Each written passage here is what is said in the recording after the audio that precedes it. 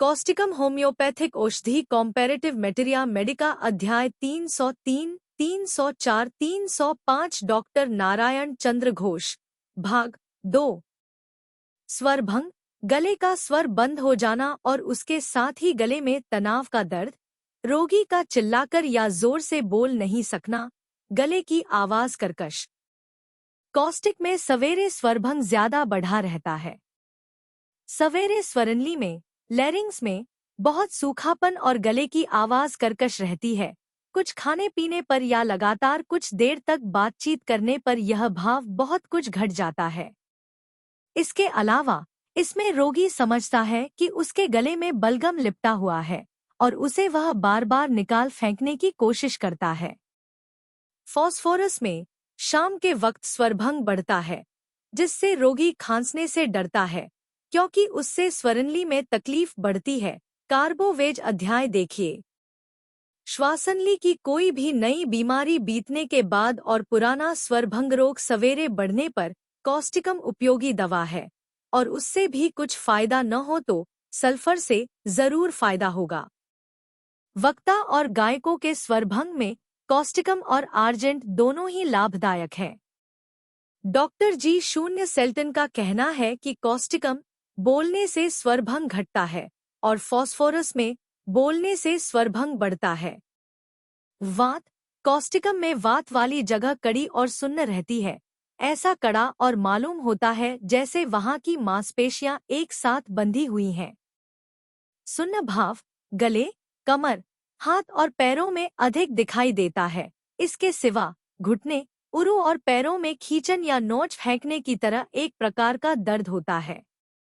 वात जनित पक्षाघात या वात की वजह से एकदम पंगु हो जाने पर डॉक्टर नैश का कहना है कि मैं सब दवाएं छोड़कर केवल सल्फर, कॉस्टिकम, रस्टक्स, इन तीनों दवाओं पर ही निर्भर कर सकता हूँ। रस्टक्स का दर्द हिलने डोलने पर घटता है और उसके साथ ही बेचैनी रहती है। कॉस्टिकम में छटपटी सिर्फ रात के समय बढ़ती है और उसमें हाथ पैर टेढ़े मेढ़े होकर कड़े और मानो छोटे हो जाते हैं। रस्टक्स में ऐसा नहीं होता।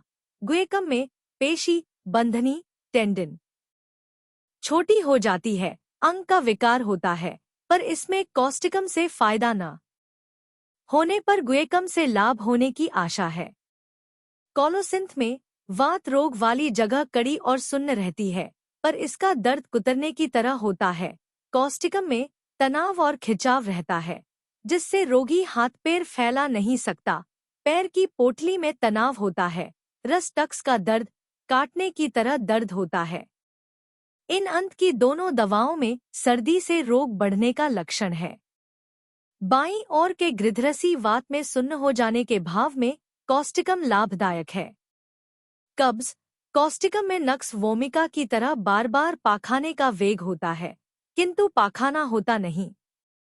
इसमें पाखाना होने के समय रोगी को बहुत जोर लगाना पड़ता है, जिससे आंख, मुंह लाल हो जाते हैं, किंतु खड़े होकर पाखाना फिरने से आसानी से हो जाता है, लेकिन बैठ के करने से बिल्कुल नहीं होता। कॉस्टिकम का पाखाना लेन के रूप में होता है और कभी कभी उस पर सफेद चमकीली आव जैसी चीज लिपटी रहती है। ग्रेफाइटिस में भीमल के ऊपर इसी तरह का पदार्थ लगा रहता है, पर कॉस्टिकम की तरह वेग, तकलीफ और खड़े होकर पाखाना फिरने में आसानी इत्यादि लक्षण इसमें नहीं रहते। बहुत से बच्चों की यकृत की बीमारी में कॉस्टिकम के निर्दिष्ट कोष्ठबद्ध के लक्षण पाए जाते हैं। अर्श या बवासीर की बीमारी में रोगी को प्रायः कब्ज रहता है। कॉस्टिकम में रोगी को ऐसा लगता है जैसे मसा मलद्वार में अड़ा हुआ हो। इसके अलावा बवासीर में तनाव का दर्द, यंत्रणा, सूजन, खुजली, मलद्वार भींगा सा रहना इत्यादि लक्षण भी दिखाई देते हैं। जोर से बोलने और चलते फिरते रहने से तकलीफ बढ़ती है। मूत्रयंत्र की बीमारी, कॉस्टिकम का रोगी पेशाब का वेग क्षण भर भी नहीं रोक सकता। पेशाब प्रायः अनजान में निकल जाता है। रोगी पेशाब करने के समय जान भी नहीं पाता कि अब भी पेशाब की धार निकल रही है या नहीं। इसके सिवा इसमें और भी कई लक्षण हैं, जैसे बार बार पेशाब का वेग और साथ ही अनजान में 2-1 बूंद पेशाब निकल जाना, छींकने या खांसने के समय पेशाब निकल जाना, नैट्रम्यूर और स्क्विला।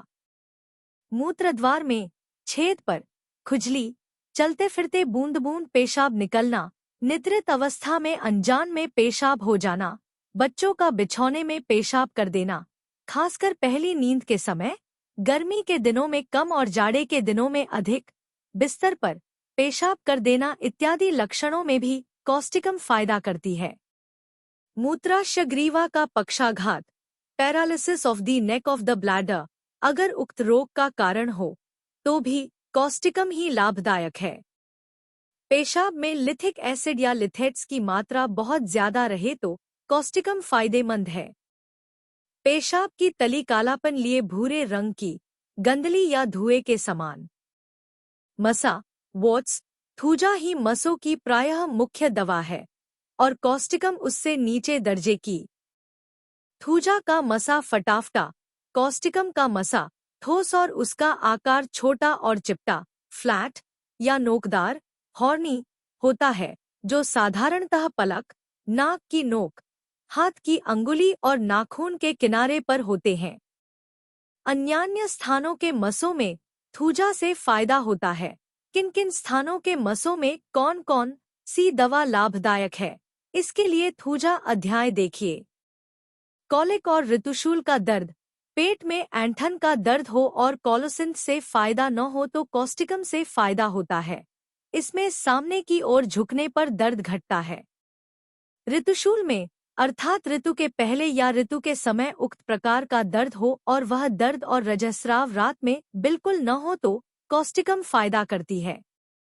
कॉस्टिकम में केवल दिन के समय रजस्राव होता है और ऋतु बहुत देर से होता है। सविराम ज्वर, सविराम ज्वर में उत्ताप वाली अवस्था का न रहना अर्थात जाड़ा लगने के बाद ही एक बारगी पसीना आ जाए तो कॉस्टिकम फायदा करती है। वृद्धि, ठंडी हवा में पानी में भीगने और स्नान करने से। उपशम, आधी रात में तर और गर्म हवा में। सदृश, श्लेष्मा निगल जाने में आर्निका, असंपूर्ण या अधूरे पक्षाघात में जेल्सी, ग्रेफा और सिपिया, संध्या के समय स्वरभंग बढ़ने पर रियोमेक्स और कार्बो, बहुत दिनों के स्वरलोप में सल्फर। खांच खुजली में मर्क्यूरियस और सल्फर के अपव्यवहार में कॉस्टिकम प्रतिविष का काम करता है। क्रियानाशक, एसाफी, कॉलो, डल्का, गुएकम, नक्स। क्रिया का स्थितिकाल 50 दिन। क्रम 30 से 200 शक्ति। लैरिंजाइटिस में नई पीड़ा में उच्च शक्ति और पुरानी में निम्न शक्ति दी जाती है। Subscribe please.